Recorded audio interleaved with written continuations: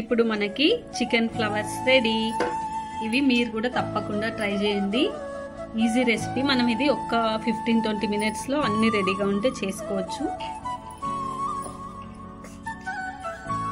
Hello hi, నేను మీ శ్రావణి. ఈరోజు నేను మీకు చికెన్ ఫ్లవర్ రెసిపీస్ చూపిస్తున్నా. ఇప్పుడు అది ఎట్లా చేయాలనో స్టార్ట్ చేసుకుందాం. ఇక్కడ మేము చికెన్ స్నాక్స్ రెసిపీ చూపిస్తున్నాం. అయితే ఇక్కడ నేను మైదాపిండి తీసుకున్నా, వాము, ఉప్పు ఇవి వేసుకొని మనం పూరి పిండిలాగా కలుపుకుందాం. పూరి పిండి రెడీ చేసుకుందాం దీన్ని. హలో హాయ్, నేను మీ శ్రావణి.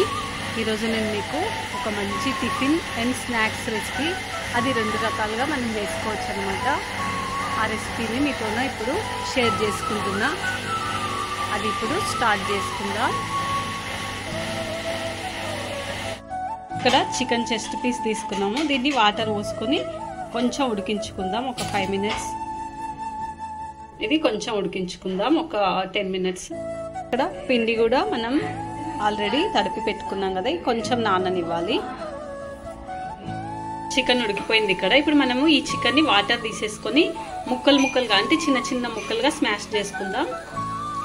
ఇక్కడ చికెన్ని స్మాష్ చేసుకుందాం. ఇట్లా ఉడికిన చికెన్ని ఇందులో ఇప్పుడు కొత్తిమీర, పచ్చిమిర్చి, చిల్లీ ఫ్లేక్స్, పసుపు, ఉప్పు, గరం మసాలా అనమాట.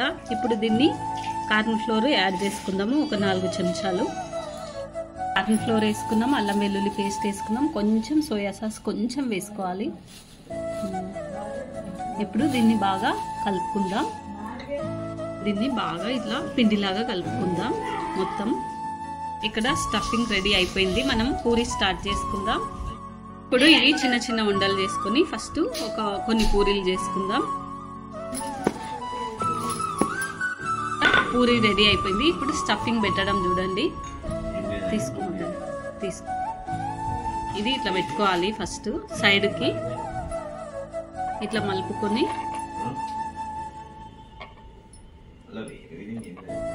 వెనకాలకి ఇట్లా గట్టిగా నొక్కుకొని అన్నిటినీ ఇట్లా చేసుకోవాలి. ఫ్లవర్ ఇట్లా రెడీ అయిపోయింది. ఫ్లవర్ లాగా అన్నింటినీ ఇట్లే చేసుకుందాం. ఇంకో వెరైటీ కూడా చేసుకోవచ్చు దాన్ని. ఫ్లవర్స్ అన్ని రెడీ అయిపోయినాయి. ఇప్పుడు వేయించుకుందాం. ఆయిల్ పెట్టుకొని బాండీలో ఆయిల్ వేసుకున్నా. ఇప్పుడు వేయించుకుందాం. ఇప్పుడు ఈ ఫ్లవర్స్ ని మెల్లిమెల్లిగా వేసుకుందాం చిన్న మంట పైన.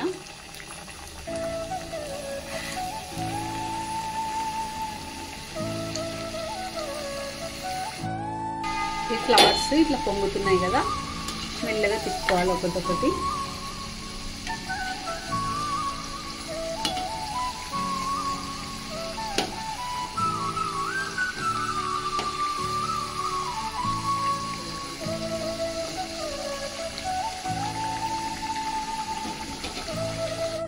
ఈ ఫ్లవర్స్ ని మనం చిన్న మంట పైన నీట్గా కాలవాలన్నమాట. చికెన్ కూడా లోపల మనకు నీట్గా ఉడికిపోతుంది.